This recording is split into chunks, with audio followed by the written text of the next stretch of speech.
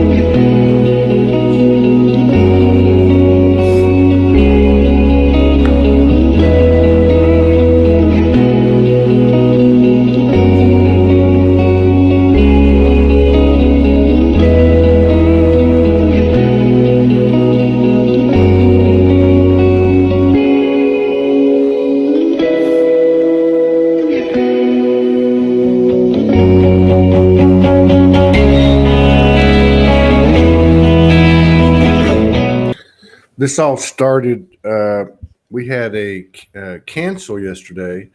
So Melissa's been a big part of Soulogy, man. I mean, you know, it's the truth. I mean, she's one of the two 0 point practitioners in 0 pointing practitioners in the world, by the way. But yeah, we've had this relationship, and then her and Morgan forged a relationship. And so she was talking to her. I'm like, hey, man, I need somebody to come on tomorrow. I'm not doing one show. This is the only show today, but because we had to cancel. And Melissa's like, yeah, I'll do it. And then her and Michael were talking, and they're like, hey, you know, you want to come on? And then I was telling Marina, why don't you come on? Because I said, Marina, can you make? And I didn't even put up the announcement. Sorry, I was sleeping. But anyway, so I told Marina, and I'm like, hey, do you want to come on? Then I woke up this morning very happy.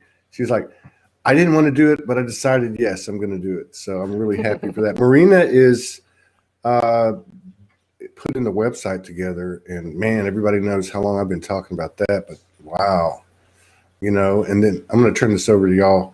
But a couple of things too. I wanted to say, hello, Bella, what's happening? She's like so cool. I'll try to get her on. So like we got this hit from Facebook on the group. So we now have one strike with YouTube, even though we don't put any content up that's controversial. I mean, probably the biggest controversy we have is Todd having a rant, dropping F-bombs. That's it, which is not a big deal. But we had a warning from Facebook that we had content that if it happens again, they're going to deactivate the group. So it's important that we keep going, and I'm going to be talking about this more because there's a couple of pieces on the website that are basically like essentially their own web page, although it'll probably all look like one web page. We're still working that out, but there's a couple of components that we really need to implement, and we will. You got to speak that shit into existence. One of them is, and I have some familiarity with it because we've already started it last year. I just wasn't pleased with the amateurish look of it. But thank you for the person that put it together. It wasn't their fault. We were both new to it, and we just Googled it, and figured out what was out there. But what I'm trying to say is, we're looking to add very quickly to the website, which can be created separately until it's ready to be fused, a public profile based community that allows for everything Facebook does, which is videos and images and the whole 9 yards. Okay. So I just want to put that out there. And there's a couple other components that I'm going to talk about too that aren't as complicated. They're just time consuming.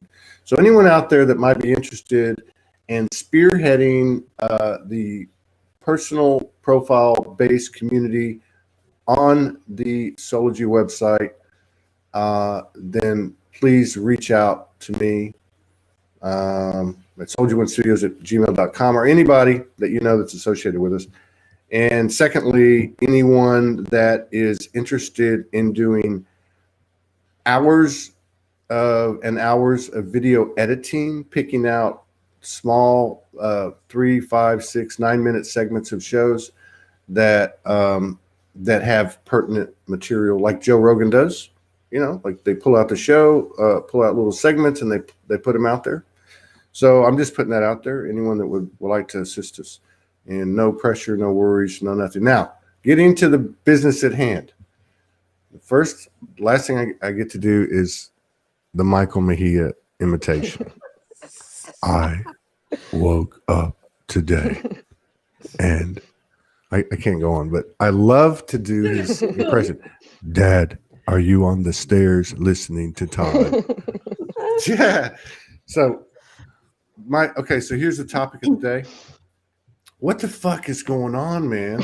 I woke up this morning and I read a couple of people. Now this is people that are like pretty big out there. Like they've been on the show, right?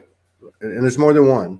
And I'm talking about bigger than our kind of community that's kind of organically grown together. We're talking about people that are out there, YouTube, lots of people, or you know what I mean? Like they'd be big even if we weren't, supporters of them or whatever. I saw some radical statements being made, and pretty much statements like, hey, if you don't like it, go fuck yourself. And if in the universe, if you want to take me out of here, just beam me up because I'm done. I mean, like almost like surrendering but giving up. There's a difference between surrendering and embracing versus surrendering and giving up. Anyway, so we have we'll just go clockwise. Melissa, Marina, Michael, Todd. Melissa, Maria, Michael, Todd. And just one last thing. Thank you, all three of you, for coming on. Thank you for being in my life. Thank you for being so bold and ballsy and beautiful. And I'm grateful. I'm very grateful, more and more grateful every single day. And I'm excited because more of that gratitude is coming from people that have a connection with, like you guys. So Melissa, do you know what the hell's going on? No. No.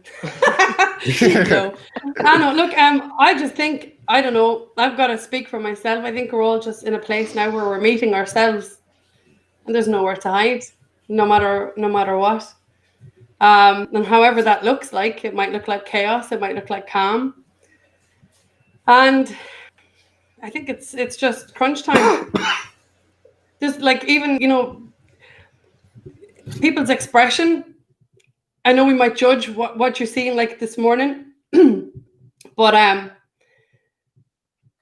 even myself, I can't not unsee things. I cannot unhear things. I have to honor myself at all costs. So I think that's going to look like a shit show to some people out there, in the public forum. But privately, I think everybody is really in a place now where they're meeting themselves. I don't know. What do you think? Who? Me? Uh, Oh, You. you're next. Oh, me? Who? I feel like we're Any of you guys. oh, Marina, you go. Marina, you go. okay. Yeah. Yeah, I agree, Melissa. I think everyone's navigating their own journey, I think. And everything outside of you is inside. So, like you said, what looks like chaos on the outside, it can do, depending on where you're at. And you're going to feel it if you've still got bits to work out yourself and navigate yourself, then, you know, it's, but I have no idea. But what I do see is change in everyone, you know. Yeah. Regardless of where you're at, I see huge changes going on, because when you've been through it yourself, like your dark times. So what I see happening outside, I've done that. I remember the dark and the chaotic, and on my knees, thinking, what is this? What am I? Who am I? And stripping myself completely bare of everything. And that's what's happening. I see that. So you can have nothing but, I don't know, I just observe and have compassion now, because I've been it. We've all been it, and Yeah. and so you do feel it at a deeper level. So now with compassion and love, and so it's navigating. It's a navigation for us, and where we're going, and to stay focused on what we want. Some people want chaos and need that. I needed it. I needed the chaos to wake up. I needed to be on my knees to stand up, So we all need, everything that's happening right now is happening perfect for everyone. Happening for us. Yeah. Yeah. Yeah. So that's all I know from where I sit and how I feel, and my reality and what I experience, right? That's all I can come from. Yeah. But yeah. Other than that, I have no idea. Michael? Have you anything to add? You don't get mad if I do that, do you? No. I think it's cool. I love it. I think that I'll start with my dream. My dreams are a guide for me. And last night, well, first off, I'm allergic to dogs and cats, but I love animals. So last night, so typically I don't touch animals. I'll just talk to them. But because every time I start petting animals, I'll break out. But I was sleeping and I had a dream that I was at a friend's house, and they had a new little white fluffy puppy, and they were bathing it, and it jumped out of the bathtub and it ran, and out of all the people it ran to me, and it just looked at me, and then it jumped on me, and it started trying to dry itself on me, and all I could feel was pure love. So I just held it. I was like, oh, forget it. I'm not going to let fear stop me. So I held the dog. And then I woke up, and then I'm outside this morning talking on the phone with Marina, and I was getting some sun. And as she's speaking, I see something in my peripheral. And so I look, and it's a small, fluffy black dog. And it runs up to me and it starts licking me. And as I'm you'll never guess what happened, because I had just told her the dream. So then I flipped the camera and showed her. And I was at the same time, I was do you think this is? And we both said yin and yang at the same time. Wow. And then we started laughing. And so I just felt it was really symbolic of the balance that's being called through this portal. And we're going through a portal. It's very much been a void state for all of us, because that's where energy is purified. And what I'm experiencing and what I'm witnessing and what's happening in my own reality and what I'm witnessing in the external is that for a lot of us that have been doing this work for a long time, we're being called and energetically, the merging of the masculine and the feminine are kind of starting to come into balance. And I think the power, if we've reached a state where enough pain's been transmuted, we can bear witness to the experience both inside of us in our immediate reality and out into the external. And I just like kind of always fall back on some of the divine principles that speak to me. And that's that the spirit is meek, it's soft, it's gentle, it's love. It moves throughout the world as such, where it feels like a whisper. It's tender, and its truth, though, is the most powerful sword. And I feel that the spirit is really moving through the world. And then if you just look at I mean, outside of ourselves, inside of ourselves, whatever the experience is, the pain body within us, the ego within us, the collective pain body, the collective ego is loud, it's impulsive, it's impetuous, it needs to be heard, it needs to it needs to be experienced. And you see this death of the collective pain, the death of the pain within the individual, and it creates such a discordant frequency, because really when pain feels its death, right, its immediate default is to create more pain. And this is because that's the way that it used to feed, to keep duality anchored in the old paradigm. And when enough energy has been transmuted and enough equilibrium is grounded and anchored in the form, what we're experiencing now is, as that energy comes towards us, if it's not activating, it dies immediately within our own reality. But it still needs to be experienced in whatever other realities separation is being called back into balance. And without judgment, with compassion, with love, with sincerity, with witness. And like Marina said, in knowing that we're all going through it, first and foremost within ourselves, and then we see it reflected out.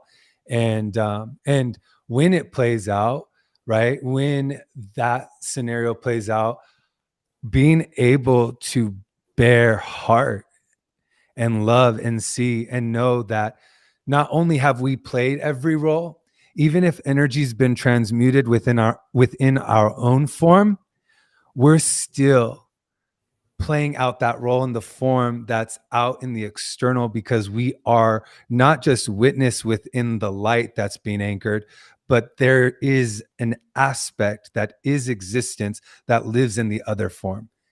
And if we really witness that, then we have nothing but love and compassion for the laws that everything is bound by, that's unraveling. And so I just think that right now, it could be challenging, it could be hard. I have my own personal experiences. I have my human experiences, my human moments. But at the same time, I feel like I'm able to navigate with the light of unity and just know that I really have no animus for anyone or anything, because this is excruciatingly painful. It's hard, it's scary, it's dark, but light will pierce through this veil, and we all have no choice. We are becoming love. Everything that is not love is being eradicated. And I just, I'm grateful to be here with the three of you and everyone that's joining us. The three of you have been a big part of my uncovering and just learning how to move back into the flow. Yeah.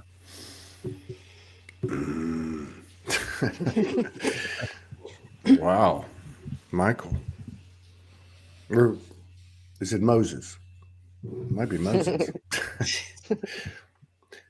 Yeah, I like to crack jokes, especially after I wake up, but that's very much to the point. And, it's true. It's true. Many of us have been, since we come out, everybody's got their own roles. Mine's I walk with the addict, the priest, and the pastor. That point, Michael, you like. And the whole point is oneness. And I think we are struggling, which is a good thing, because because if you think everything's fine, I was telling this to a friend of mine yesterday. We were just talking about things and on a personal level a little bit. And I said, where I catch myself, and it hasn't happened so much lately, but because I think I got burned a lot, was when I used to come out and, you go through those waves, and you get up on top of the wave and you're like, I've never felt better. I got everything figured out. I got my masculine, feminine. They're wired. I mean, they're copulating up Jacob's ladder in my spine day in, day out. I mean, we're having orgasms all the time. I mean, I got everything worked out, and as soon as you do that, boom, you get slammed. So I kind of stopped doing it. And, but I just was sharing that with my friend because I've seen everyone pretty much do it. And I've seen it in myself. And I thought, well, this is one thing I can look at and say, and check myself. So I've had to, over the years, and I've talked about it on the show, people coming at me. A lot of that's happening right now.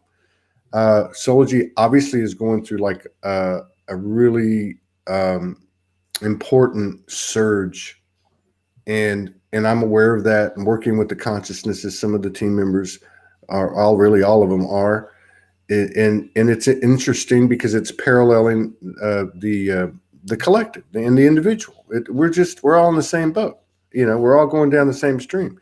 But where I'm really trying to focus on is how do I handle the energies that come at me?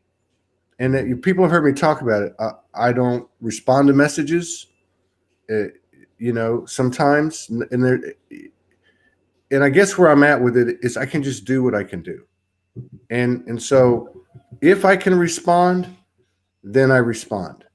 If I don't know what to say, I don't respond. 90% of the time, 95% of the time. Every now and then, 5 or 10% of the time, a tiger bites me in the ass, and I've got to turn into the old Todd, infected by alpha male programming. It's very rare that happens. Usually it happens, and Morgan witnesses it, and she'll say, go take a walk, go have a Guinness, go do something, and let it go, So she'll see it, but you don't see it much online. Anyway, what I'm trying to say is this is where I'm focusing on, because I'm realizing that as we go further and further into this thing, there's more of a convergence that can't be denied. So you think you can block something out or you can ignore something, it's going to come back. We all know this. But does that mean that you're a bad person, Todd, if you can't handle them as they come? No, it just means I'm dealing with the ones that I have the most resonance with, that are the most familiar and of a like frequency. Because even in those situations, as there's 111 people here, even in those situations, there is a little turbulence, and there are some things that have to be ironed out through the code exchange that you have with these people that you're closer with, who you're more authentic with, and you have a more transparent relationship. So that's how I've kind of talked to myself over the last few days, especially. Actually, this goes back to a week ago Saturday. So this is 10 days, and I've been in this place how do I maneuver this and keep my frequency where it needs to be? And really what's happening is I'm letting go of all these have tos and need tos, certainly expectations of other people, and certainly what others think of me. And it's kind of weird, and it is a little painful, and you do feel like an asshole a little bit because you didn't answer this person. I mean, I got an old friend sending me a message 4, 5, 6 times saying, do this, do this, do this. Now, because they have a, more concrete relationship in the physical, however you want to put it, or known them longer, whatever, it doesn't seem to have it doesn't seem to make an exception. There are no exceptions. It's like what I just described to you is how I'm doing it, and I could be choosing to play with someone that I just met 3 weeks ago as opposed to somebody I knew for 5 or 10 years, because their frequency is allowing me the freedom I need and the non-judgment I need to be able to work out the code exchange and share and create, a symmetric field of equality and unity and oneness. So that's kind of where I'm at. That's just the talk inside my head. And so I of course, I agree with what all three of you said. So Melissa, you want to pick up that ball and run with it, or you want to you want to drop another dime on the table? No, look, it's awesome what you're talking about. It's perfect, isn't it? I mean, to touch back on what Michael said about these aspects of ourselves, the masculine and feminine, align as we integrate them, we elevate, we go up, we come down, and we're witnessing the things about ourselves that aren't in alignment with ourselves, if that makes sense. It's just been one hell of a ride. One of the things I have to acknowledge about where I've been over the last couple of weeks is identifying things in my world, in my field, and in my existence that I have been buying into that weren't in alignment with myself, but I stayed there because I didn't, how do I say, I couldn't recognize that they were the old patterns playing out.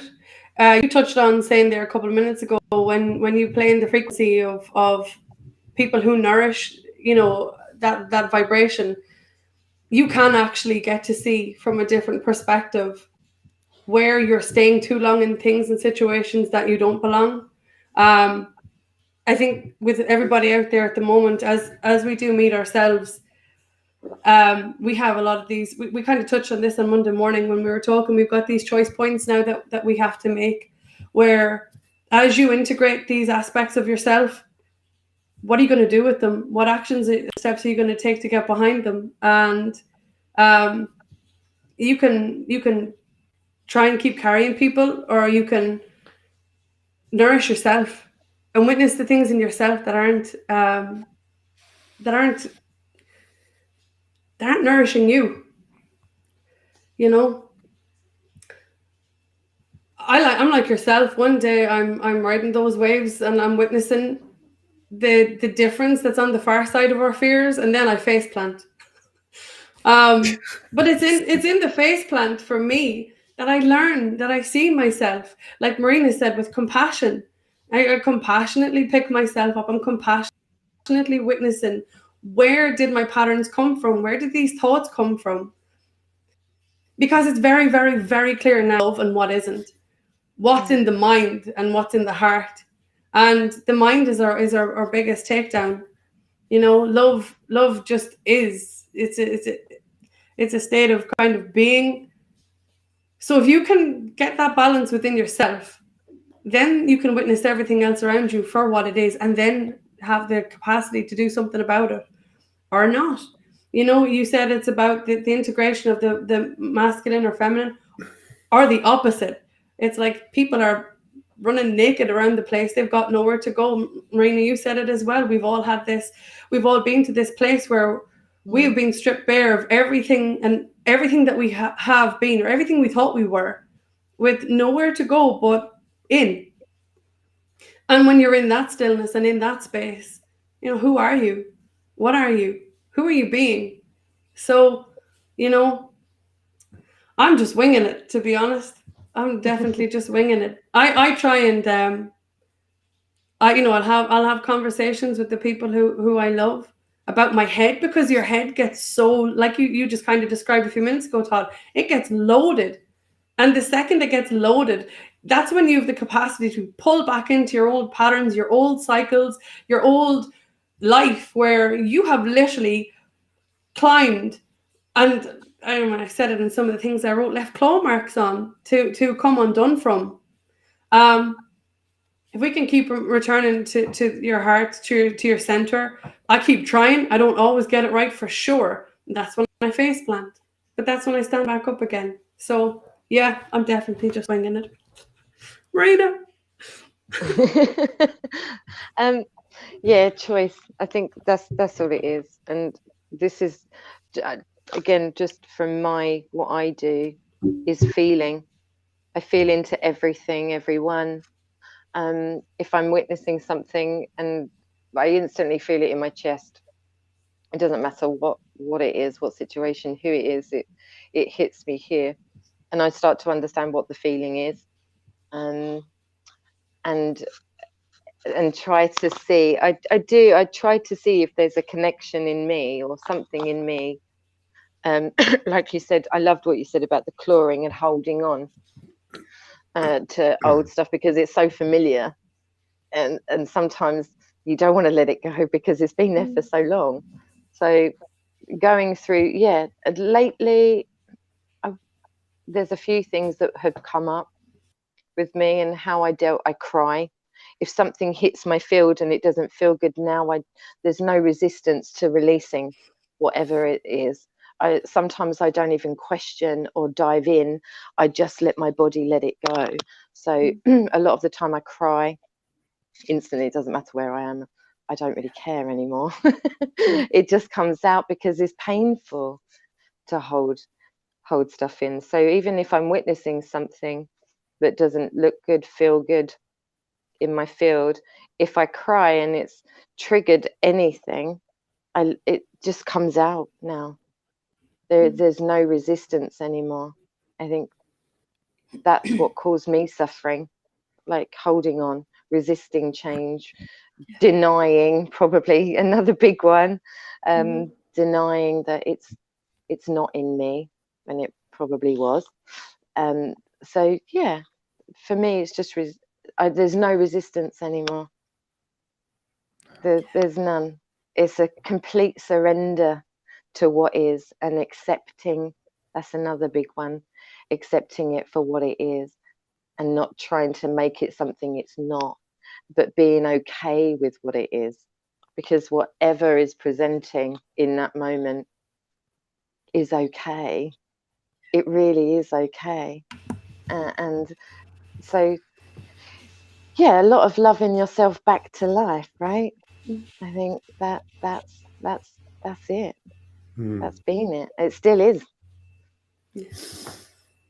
Yeah. I think that, yeah, you're talking about the feeling. And I talked about this with Denise Chadwick a little bit yesterday, is that, well, life has always been a vibrational reality, but in the old paradigm, we weren't able to sense the energy outside of our field because we were subjugated to our pain and our egos. So that energy was the experience that created the old human, which it was meant to. It was an experience called on by existence. So there's nothing wrong with that experience.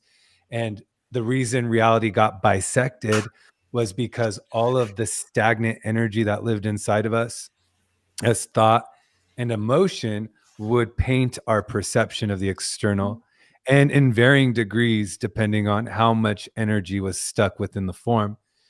And when Marina's talking about this feeling, how she's feeling everything so deeply, it's because as this energy is transmuted, this vibrational reality becomes the feeling experience of the spirit.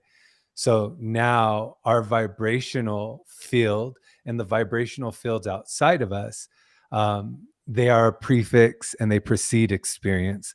We feel energy from across the globe. We feel it all around. We feel it within ourselves because we've just connected to the new, or some of us are connecting to the new grid. All of us are, but just in varying degrees. And as we connect to this grid, we're able to feel each other as one organism, right? That's the new human. That's the new experience, no longer bisected through pain, but the feeling experience of the spirit. So I think something that has really been calling my attention is just not denying what I feel. And that's what you're talking about, feeling it. I no longer need anything outside of me to interpret my reality because I'm feeling everything. But what comes with that new state where consciousness is expanded back into wholeness is you don't judge what you feel, but there's absolutely nothing wrong with saying what you feel and feeling the energy, because you're now interpreting frequency and vibration through the light of your own being. And so it's feeling it. And if you're judging what you're experiencing or what you're feeling, then you're still experiencing your reality through your pain. But if while you're having this physical experience and you say what you feel without judgment, there's a recognition of the God within, without, and whatever external forms are entering your field. So it's, oh, I remember, oh, there's God in shame. There's God in pain. There's God in insecurity. There's God in, right? There's God in full recognition of divinity and love. There's God in arrogance. There's God questioning itself again, right? You start feeling it. And then with that recognition, there is absolutely the death of the enemy, right? In the old paradigm, everything was an enemy. Everything was trying to destroy us. But in the new paradigm, it's you realize that everything was preparation. Everything was preparation for remembrance. And that's a gift.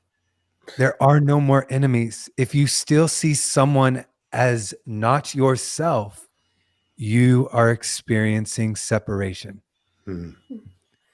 Right? So if someone is transmitting an energy towards you that doesn't feel good, you can say, oh, this doesn't feel good. That's God projecting an energy, calling for a state of equilibrium. And I bow to the God in this form. I bow to the God in the form of politics as it dissolves before our eyes. I bow before God because everything is God, but everything in the old paradigm is dissolving. Why? Not because it's horrible, it's bad, it's this, right? Rumi has a quote that says, out there beyond wrongdoing and right doing, there is a field. I'll meet you there. He's talking about the field of neutrality. He's talking about pure consciousness, the field that when you reach it, you know you designed everything this way. Why would you judge your own creation? Right? So as we move out of this paradigm and we move back into a state of remembrance, we get to honor the very creation that we brought into the physical, and we see ourselves in everything. So I think something that quantifies separation, which is the face of fear, and love, which is eternal and is the totality of creation, is, are there still other people? Does anyone else exist, or am I here by myself? Yeah. Am I the only one here in this reality now, but watching myself dancing in a million billion different ways? Yeah. Thank you. Yeah. Good luck following that. Are you kidding? I know. No, I know where I'm okay. So somebody, I think Anisi Sonsika, she made a couple of comments, and somebody else did too, about Michael, Todd and Michael. Can y'all do a show? Just so everybody knows, because we do have a lot of new people walking in the door now. We've expanded the platforms. We're on 7 now, but I think we're going to be around 15 when we launch in a couple of weeks. Michael has a show every Friday. It's called The Word. And he just had his first show. If you wanted to see a show with him and I, it was this past Friday. And, if you can handle a 58-year-old man blowing snot tissues for 30 minutes. But anyway, and he's Morgan Lee's going to be on his show this Friday. and he'll have one every Friday. He also is part of the team with Delia Flores on Monday mornings, which we're still playing with.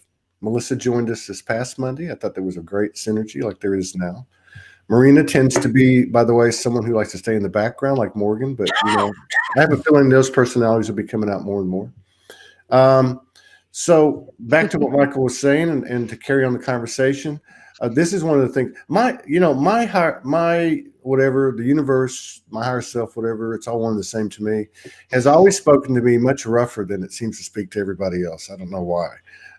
I refer to it as MF. It refers to me as MF, but they are terms of endearment. There's no doubt. There's no blasphemy or disrespect. But one of the things that it has said to me along the lines of what Michael's talking about is when you see that outside of yourself, which you are not in equilibrium with, not only are you in separation, you are the separation, Todd. You are the separation. So no matter how much you want to justify or rationalize, what they did to you and how it all happened, you're still the line of separation. And this is one of the things that I was talking to Michael about on his first show, because he just opened up. I mean, I showed up just totally vulnerable. I was going through some stuff, and I didn't even want to be there, but it's Michael. He's my brother. And he lights me up and he says, "Hey, what happened when you're on the street or something?" It just opened up this whole thing that needed to be released and healed. That's what happened to me, by the way. So what I was getting at then was it was very beneficial to me at the time that I was having these very extreme multiple situations in my life, which involved, like most of us, family, marriage, kids, job, reputation, freedom, and all these things. So I had to make peace with each and every one of those things, in which I couldn't do. I'm not going to say that I did. It's a journey. It's a graduation type of template, like a set of stairs. But what I was able to do was to take and I couldn't make peace because I didn't understand enough to be able to bring my human in alignment with the rest of me, because the human had to understand, right? So but what I was able to do was I was able to take responsibility for every single thing, for going to jail, for a broken marriage, for disconnected family, for crazy, chaotic, interactions with family, all this stuff that here in my mind, like I think most of us, we know our heart, we know our intentions. We don't have all the stuff figured out, so we make what we called mistakes and had what we called failures, which are actually blessings being burdens and burdens being blessings, right? But I was able to get to a point, because I received that circumstances and consequences are one and the same. So get over yourself, take responsibility, forget about how it happened, think about where you're at and where you're going. You can't go forward and be effective, Todd, if you are hung up on this situation being a consequence of somebody trying to screw you or whatever the case was. So that had to be cleared. And I don't think I accomplished a lot of things, because there's so much to accomplish. But I do feel that I learned from that point to start taking responsibility for everything. So the reason I bring this up off of what Michael said is because so much of our learning experience is through human interaction. So we're talking about a group of people here, and I'm not talking about us. I'm talking about the people that tune into this frequency that are empaths, that have been secluded, right? That don't like to go into rooms with lots of people. And now what's happening? They're starting to interact. This is what they're being guided to do by Mother Universe. They're being guided to share their heart and their soul, their mended heart, their aligned heart, their power, the power of their empathic ability, as opposed to being on the back of their heels and living in a frequency of weakness. So this is very important. And so how does that translate? It translates into these human interactions where everything gets front and center, and judgment and jealousies and envies and all the things, anger, all the things go with it are front and center, and you can't ask for a better laboratory.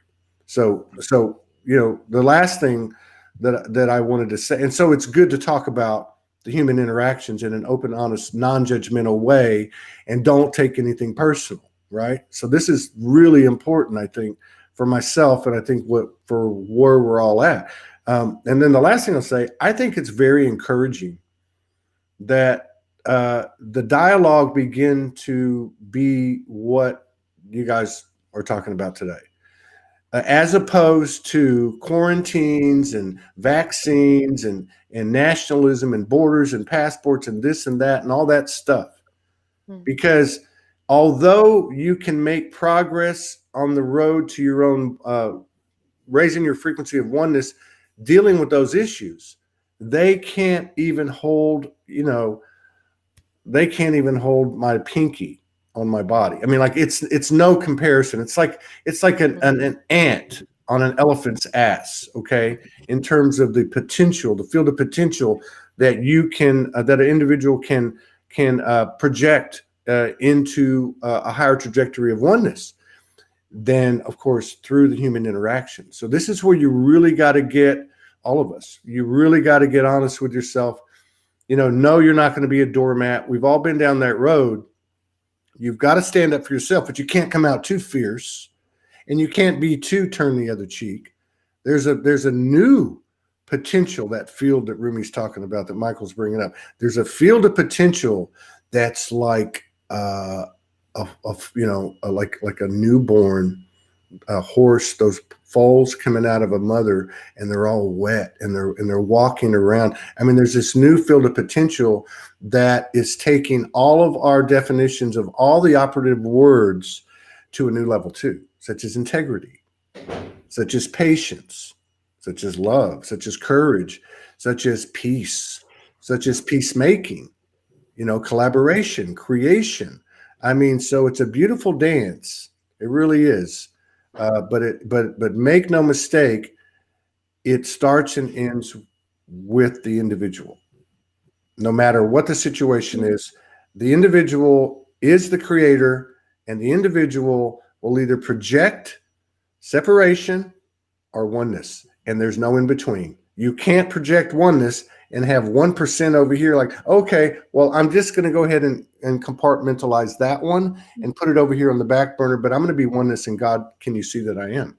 And it's like the universe is like going, you know what? You better straighten that out real quick or you're going to get hit, which is what's happening to a lot of people. So, yeah. So anyway, I think it's encouraging that these types of conversations are occurring, as opposed to, not that they're not important, but as opposed to the, these collective issues that have dominated our culture and our consciousness.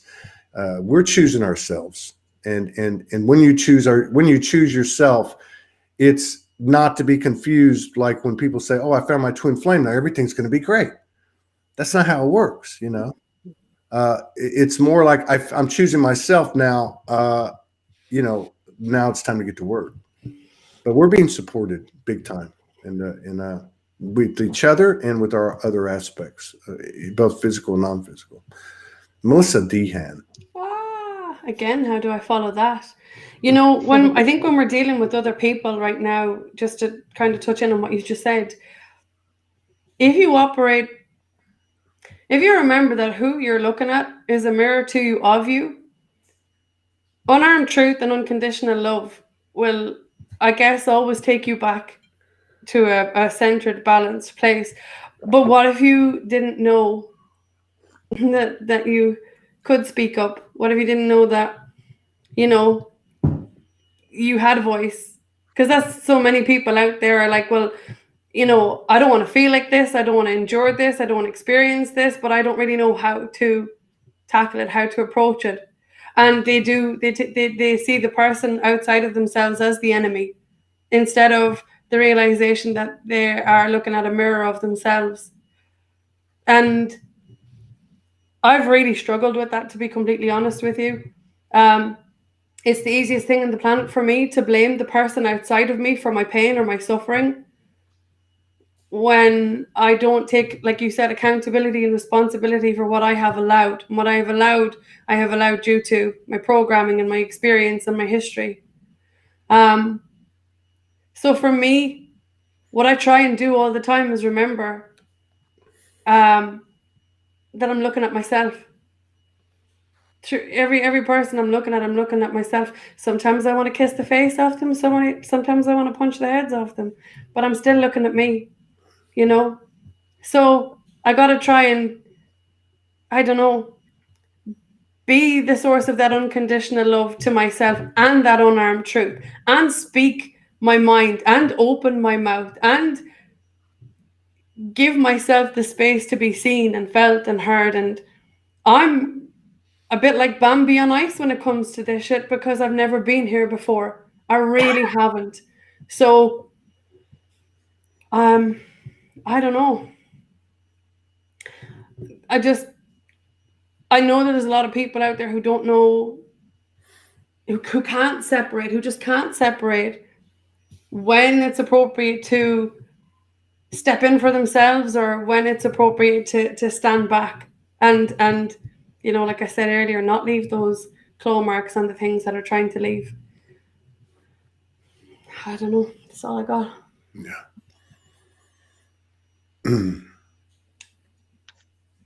Okay, I'll go.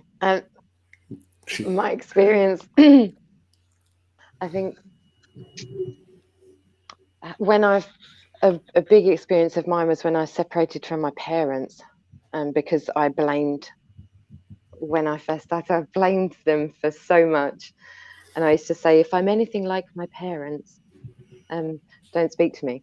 But so I had a lot of pain when I first went through about upbringing and blame, and it was their fault for this, and they should have and could have. So I pulled myself back, because I knew it wasn't a good, I didn't want to project on them the pain I was feeling. So I understood that part. So in the when I pulled myself away in the separation, that's when I found that I was everything like my parents.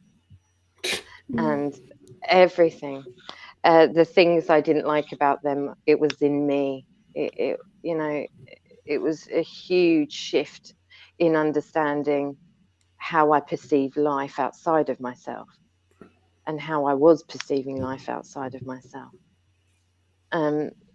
That was a huge shift. So it wasn't for long. It was about 3 months. We came back together.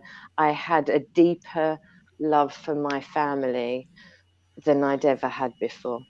I thought I loved them before, but it's only when I brought them back into a completely new space that I loved them on a level that I didn't think I could.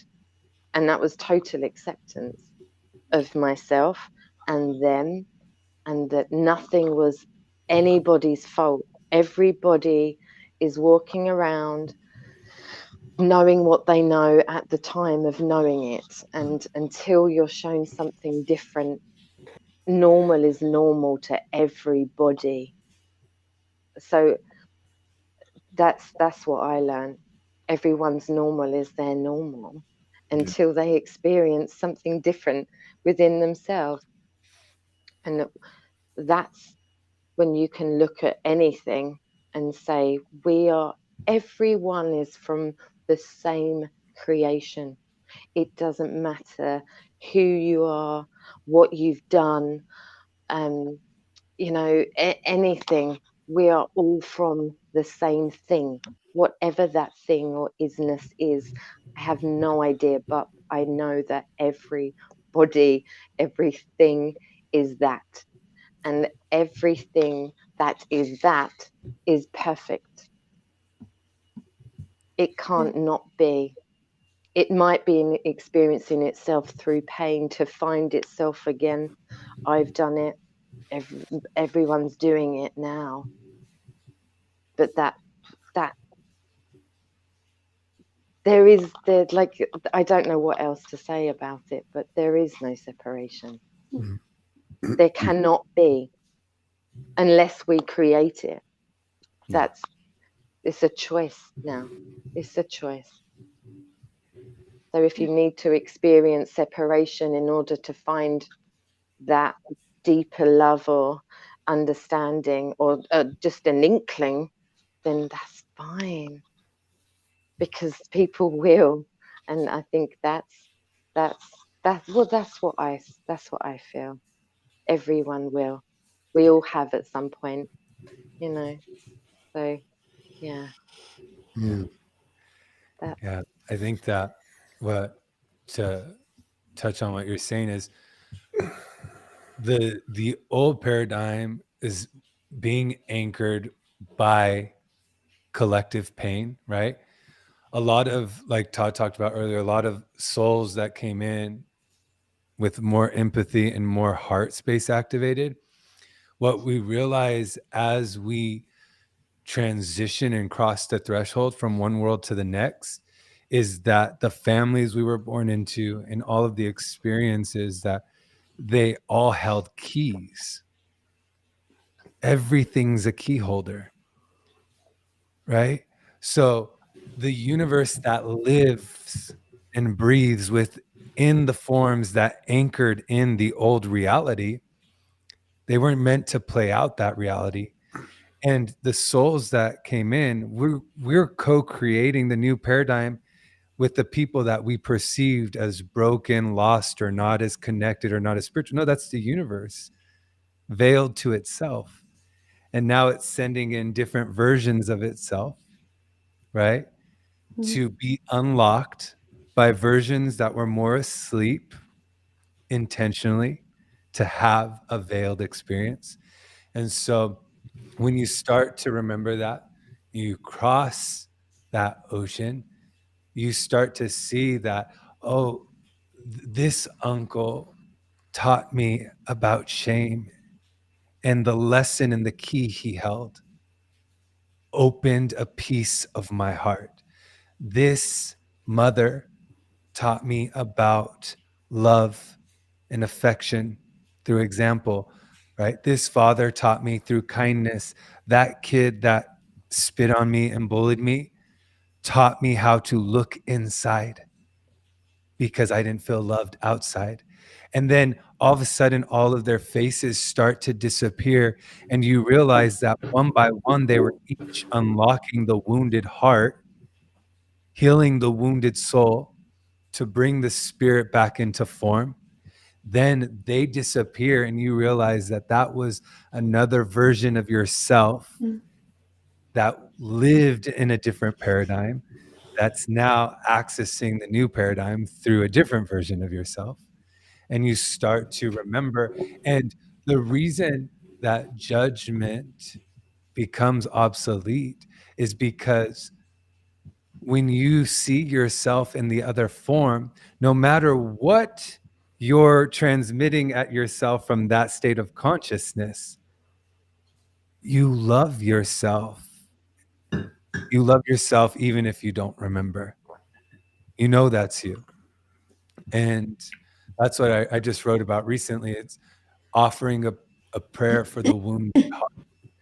And it's in knowing that what's in front of you will remember when it's meant to or might not. But if like when we look at this monumental shift we're going through, what we see is that separation is at an all-time high, and it's really being illuminated, not because we're going backwards. We're not. It's literally just all being pulled to the surface. But if you have seen within yourself the separation, you know that there actually isn't a choice because the universe wants to experience love and form right now. So there's a holy waiting right now. And what we're starting to see, what I'm starting to witness in recent time, is how you see it feels like, well, the darkness of pain, the darkness of the dual experience, all that energy's been together and it's been very loud and it's been playing out. But for the first time, what we're really seeing is we're seeing something symbiotic, and we're seeing the light that's been unlocked within all these forms that have been invisible to so many for so long. That light's starting to finally infuse, and it's coming together, and you're seeing it through this portal. And that light is going to create a wave that this world hasn't seen yet. And nothing can overpower the intention of the universe. And the intention has been set, right? The intention wanted to experience, the universe wanted to experience itself veiled. Now it wants to experience itself embodied. And we're all just going along for the ride. So, Yeah. Yeah. And there is something else too that I think we can count on. Okay. So I love what Michael said about, we're not going backwards. There's people that, run around like Chicken Little and they're saying the sky is falling. And this is how we started this show, because the two prominent platforms that I was referring to this morning, like what the hell's going on, they're basically saying the sky is falling. I surrender. I give up. I don't care. Get me out of here. To hell with it. Giving up. Right. But we're not going backwards. And here's the proof. So the proof is there are people all over this world, and there's a lot of people in this community, that I get to see every day and to collaborate with, that are creating their own from a respective frequency. They're creating their own nirvana, their own heaven on earth, by making these choices in regard to the subject matter that we're talking about. In other words, choosing yourself, learning to choose yourself, which is then morphing into the triad, the number one, the numeral one in the triad frequency is obviously different than the numeral one in the 3D frequency. In the triad frequency, the numeral one is self, others, collective, right? So we first have to learn how to choose ourselves. Because we're not perfect and walking on water, we're going to make some mistakes, which are lessons, which help us expand. It's not about the potential failure or even the potential success. It's about trying, which we can all attest to this. All the people that are involved in this vortex of energy, that's one of many around the world, literally are choosing themselves just by putting themselves in this space and saying, how can I grow? How can I get better? But it morphs into where, and this is where I believe we're at. I believe we've done enough work on choosing self first in the higher dimensional definition, not the 3D definition, because none of us here are selfish, and so we've kind of worked some bugs out. We've worked enough of the bugs out to kind of make it a little bit more easy, a little more graceful. And now we're stepping into this field of, okay, if I do this, or if I say this, is it in alignment with service to self, service to others, service to collective? So we're starting to walk into that numeral one in the higher dimension. People call it 5D, 6D, whatever. And so for me, it's like, becoming less of an emphasis on what's wrong with me and more of an emphasis on how can I, master this, walk down the soul highway. How can I do this? Because there's enough information out there, number one, that woke me up. There's enough information out there that I can utilize in the form of modalities or a mantra or affirmation or prayer or technique, where I can keep myself, grounded and balanced, because it is fluctuating, right? And then there's enough information out there, or there's enough repetition that I can now start to say, okay, I'm flowing in this kind of holding pattern. This is how I'm functioning, knowing that as I go on, I can further refine it. But at least I'm not staggering like I'm drunk, back and forth and falling off one side of the charge or the other side to be charged. I'm maintaining myself. And it's all self-maintenance. It's not easy. It is simple. These are simple, profound truths that we each come into in our own way by continuing to be honest, by continuing to honor what makes us uncomfortable, by continuing to take responsibility for occurrences that we have within our lives, conflicts, and it's interesting because as we walk this path and as we elevate, we then become aware of shadows that we didn't see, unconscious programming, blind spots. And you talk about humility. We've all found humility through humiliation. Mm-hmm. Okay. And we've all done a pretty good job of that. But there's nothing that says we have to go through further humiliation to become more humble.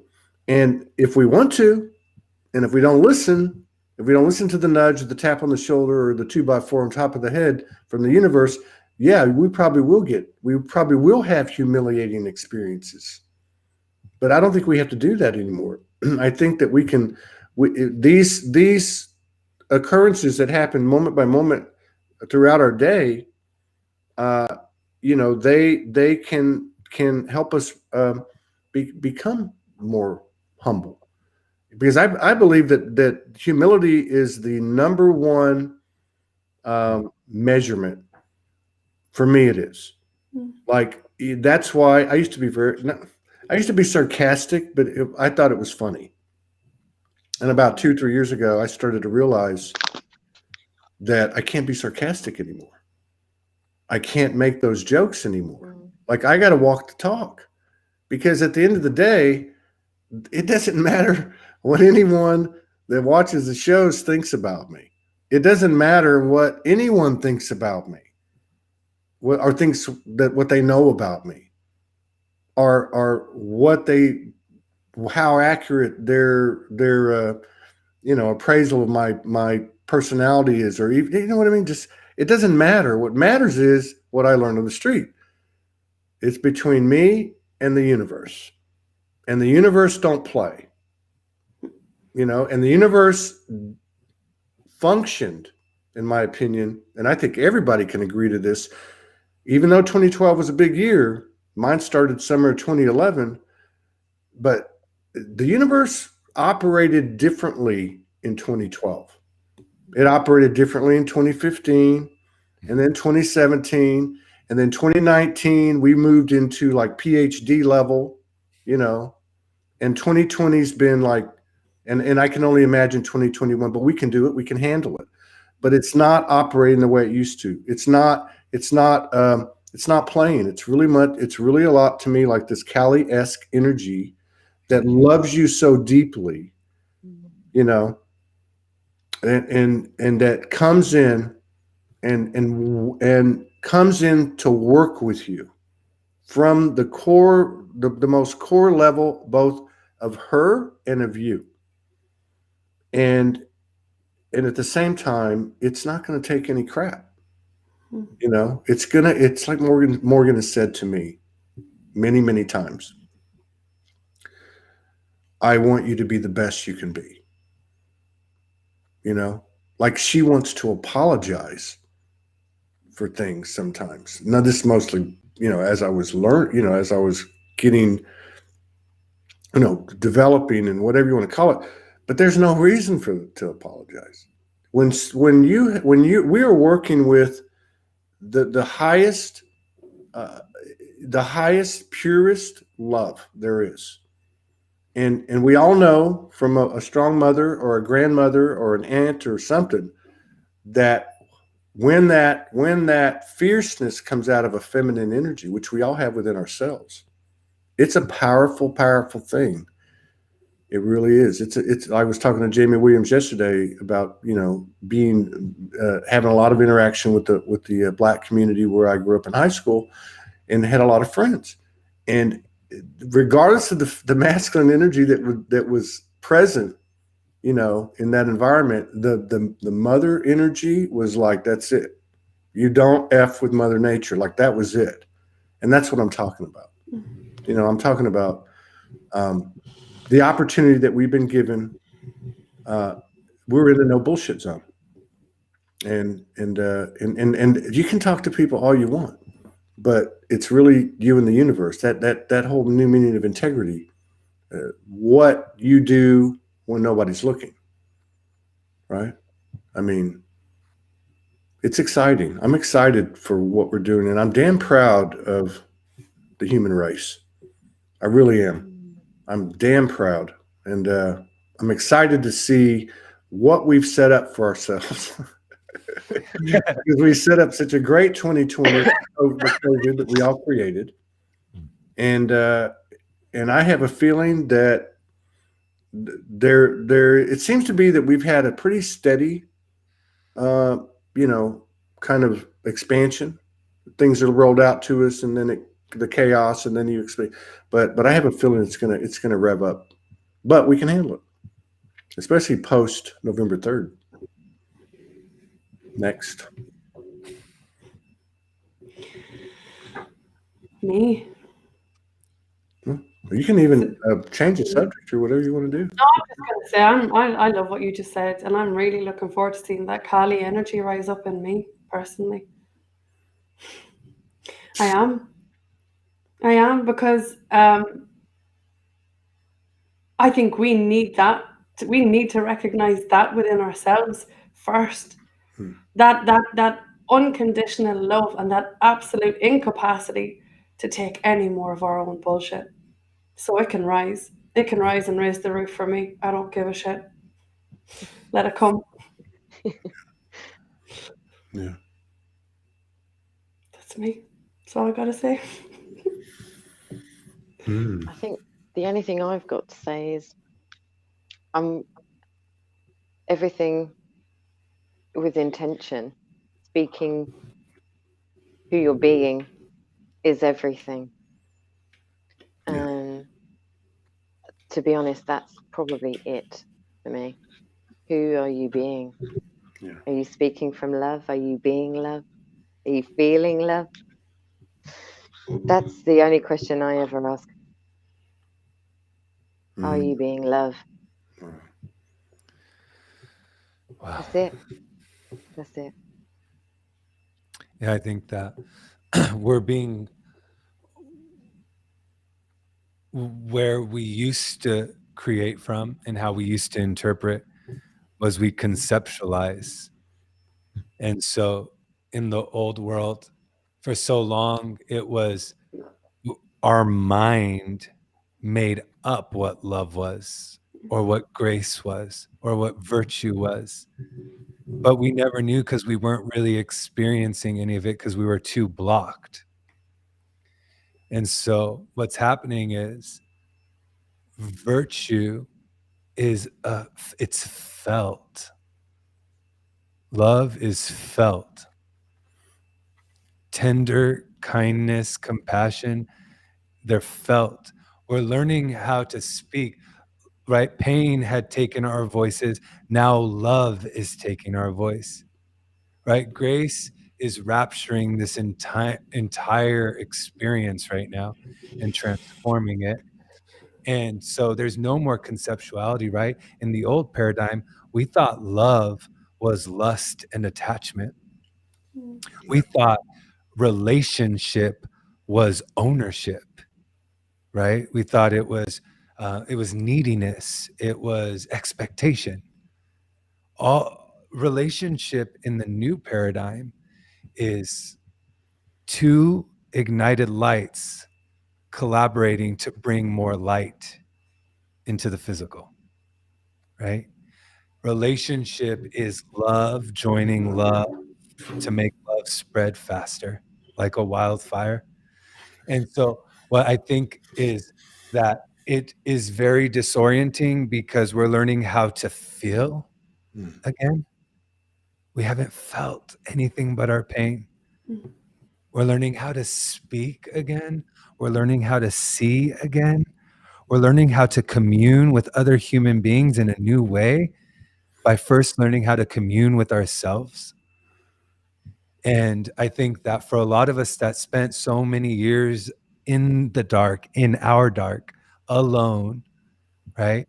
We faced ourselves, we've burned, we've died. There's nothing this world or another human being can do or say to us because love has slayed us and it's slaying us. And every time something comes up, any reminiscences of the pain or the old, we surrender because we know we don't have a choice.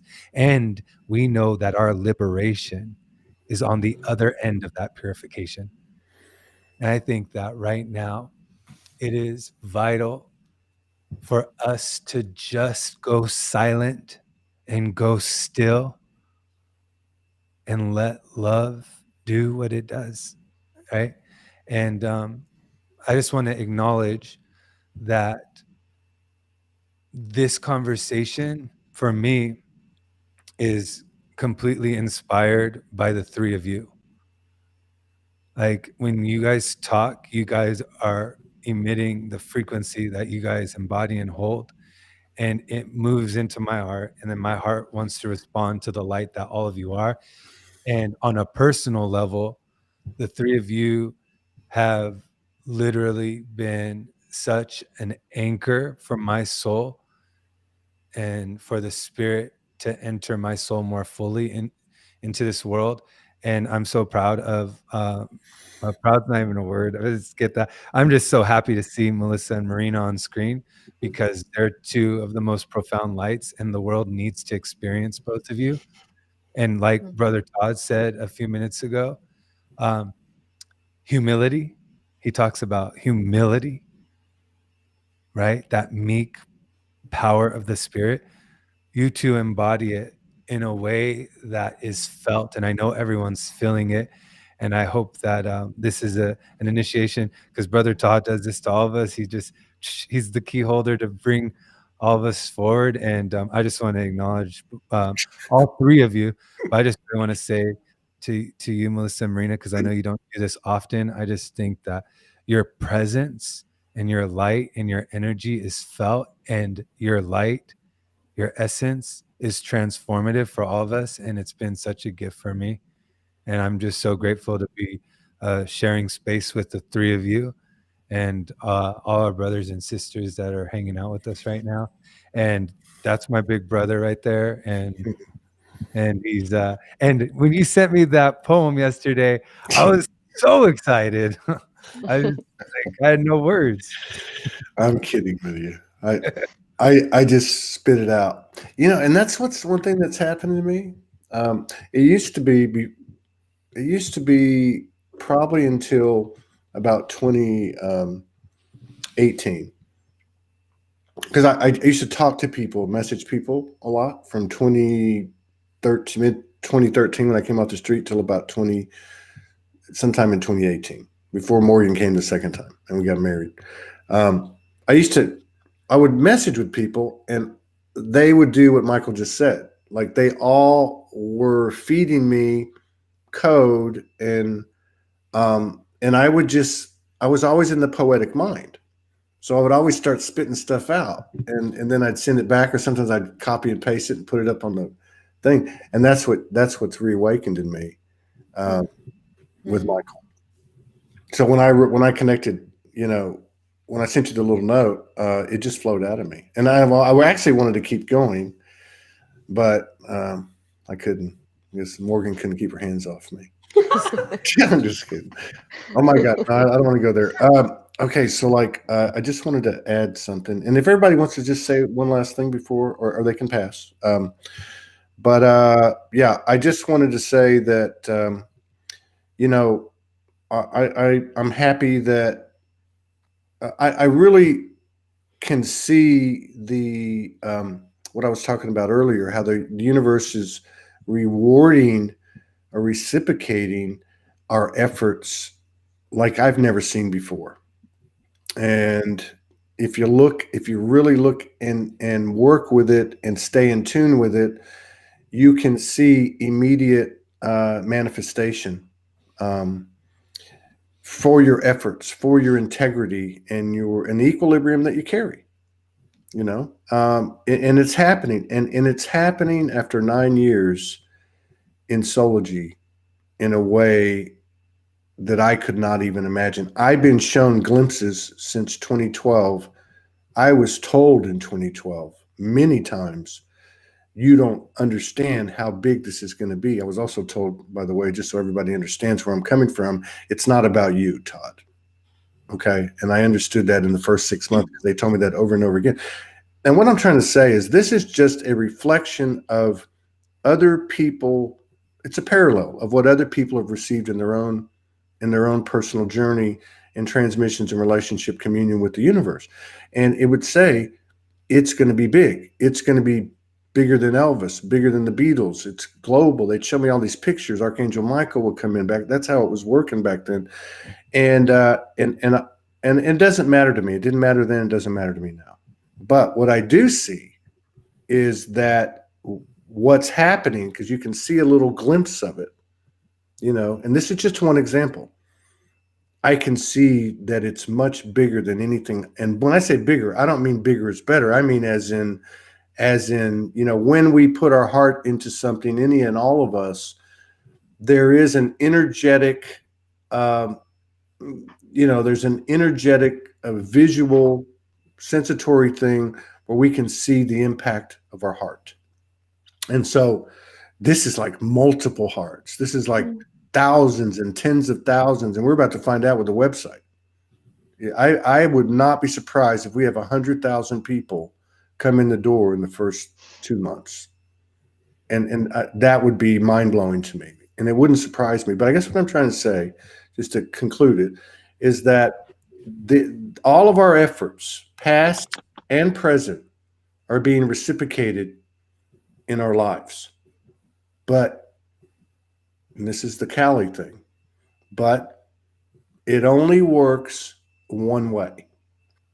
And because the universe is simple, profound truths. And that's essentially, it would be hard to explain, but essentially what it is that you are that God goddess. You are taking full responsibility for the entire fucking world. Period. There's no opting out. There's no compartmentalizing issues. You are the creator of the entire thing. That's why I say I would not be surprised to find out at the end of the game that there are 7.7 billion Earths and 7.7 billion souls, therefore God's goddesses.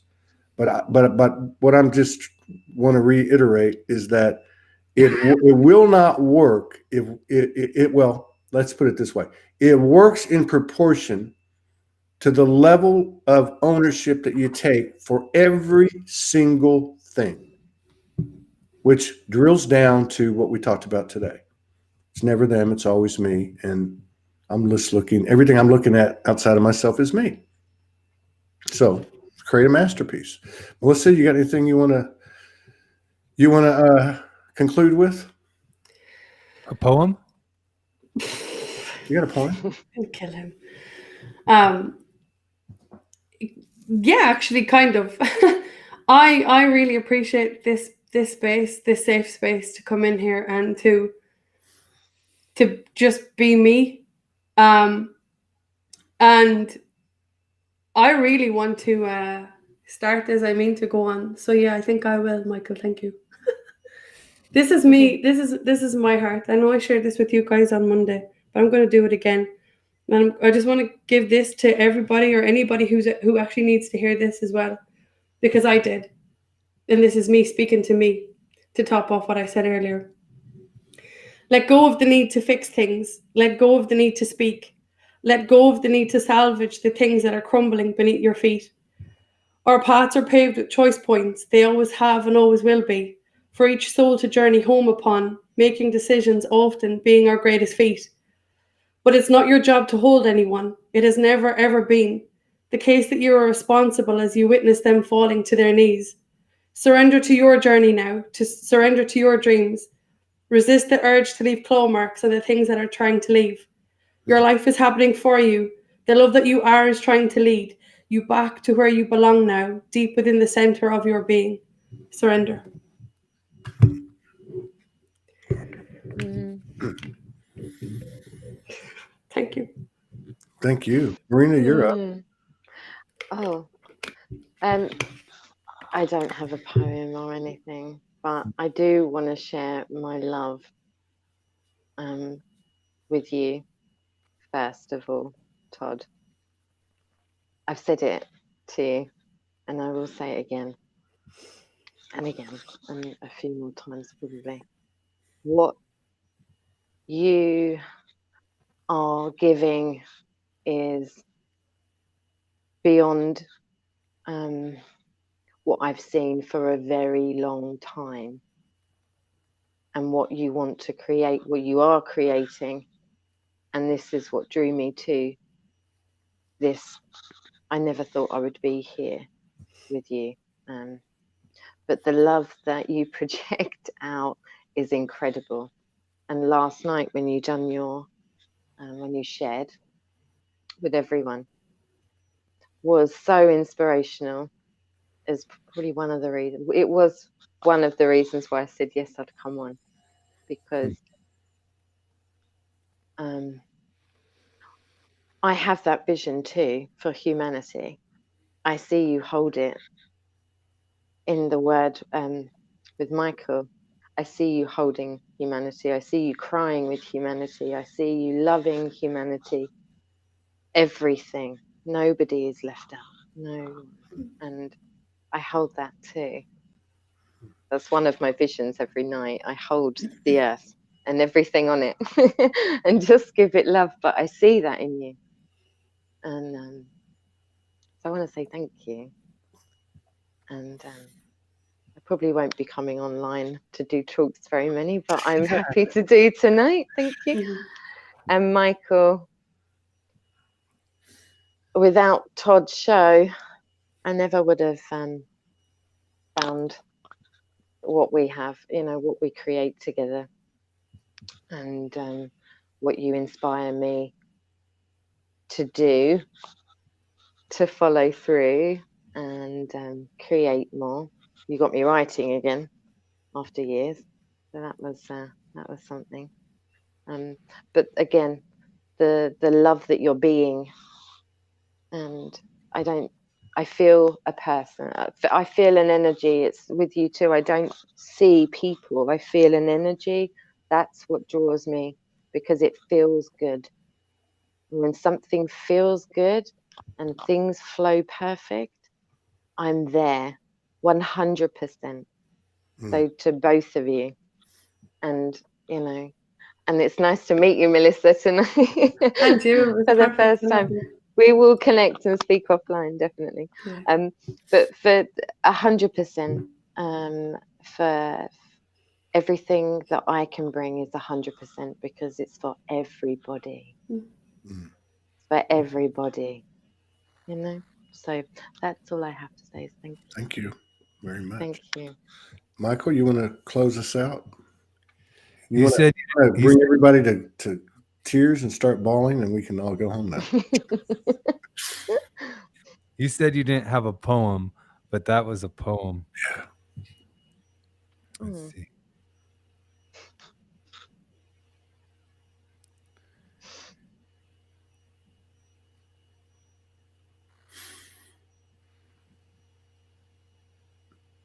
That's the Akashic halls he's looking in. He wrote them all. This one's called Tides. How many tides make up one life? I now see the sacredness in all things. For if even one of gods eludes the eyes. The eyes are blind. See me the way the moth sees the light. Think of me in your darkest hour, for I am your wings. Return with me the way day faithfully returns for night. I pray, eyes closed, I breathe. I know what is dead within each breath. I honor these deaths, and then underneath them, I am guided, taken by an invisible wind to a place where words are no longer needed and thought does not exist. For if God were the sky, you are the stars. If God a tree, everything you see, its leaves. If God an endless fire, you, the flame. And if God a child, you, the heart. Bathe in the glory of the nova, for it showered its light into the soul of all life. It is God that rests behind all these tired eyes. The voice is only free when the spirit becomes an echo for eternity. It is there that the heart is given wings. And now I rise, and what is true is guarded like it has always been by love. Alas, my spirit has become my voice. I feel the angels rejoicing. I hear music, but it is not as they said. For I have not moved into the clouds, but I have once again become them. The mountain sees the breeze the trees, the trees the sea sees. I now see, for even in stillness, I hear song, boundless, immutable. I am free. I am love. God.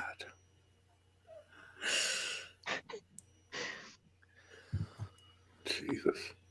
Yeah. Thank you, Michael. Yeah. Oh, God. Thank you for that. That was amazing. That was fucking like, that's the best one I've ever heard that you've done, which means it's the best one I've ever heard, period, right? I'm a poetry lover. I hope we see more of Melissa on Soulogy. Yeah. Speak that shift into existence. Okay. I'd love to see her.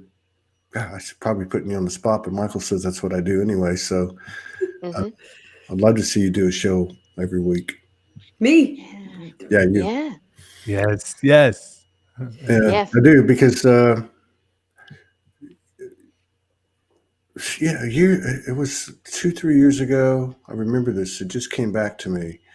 Somebody asked me what was Soulogy. I think it was on a show or somebody else's show or something. And I answered the best I could. And then when I got off, Morgan said to me, Soulogy is transformation. And so that's what I want to say about Melissa. I've known Melissa and done many shows with her, and also watched Melissa. There's something about people that put it out there, because not only do you have to own the I am soul, but sometimes when you show your ass, you have to own that you showed your ass. There's nothing wrong with what society has called failures and mistakes, and that's not what I'm saying that I've observed. What I'm saying is that the energy of embarrassment, or, oh, I wish I could have that one back and do it again. But there's something about people that don't stop, that keep building and keep moving forward and expanding. And when they do it online, it's damn impressive to me. So that's one thing. That's what I'd say about Melissa Deehan is, she's like a fucking bull in a china shop. She just doesn't stop working on herself. And I was having a conversation with another team member last night, and I was talking about that Marina had asked for us to put together a vision statement for the website. And I was telling her that Morgan had kind of put one together a year and a half ago when we were trying to launch back then. And that she had said, we need to take a look at it because we've changed. Everything's changed, everything's expanded, and so on and so on. And so I said to my friend, I said, there's something I don't really feel like I know that will all materialize, but there's one thing in my head that I don't know how you would put it in there, which is the core of the Soulogy energy, which is to me just another word, like I said, the Holy Spirit, Chi, life force, Rama, whatever you want to call it, is that self-responsibility, is that ownership of the entirety.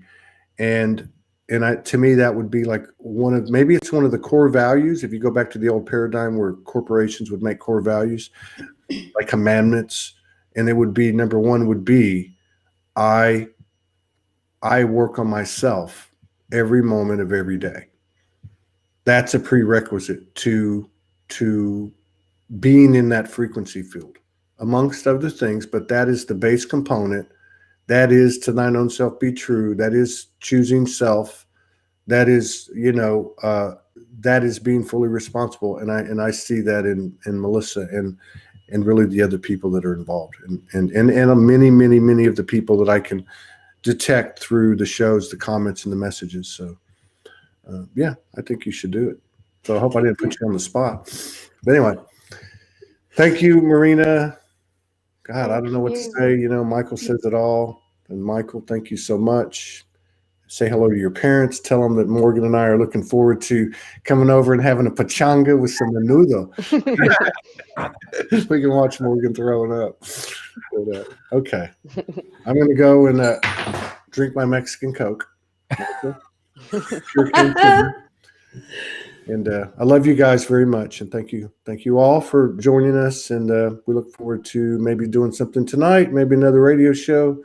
And if not, we've got shows tomorrow. Okay. Love you guys. Love you.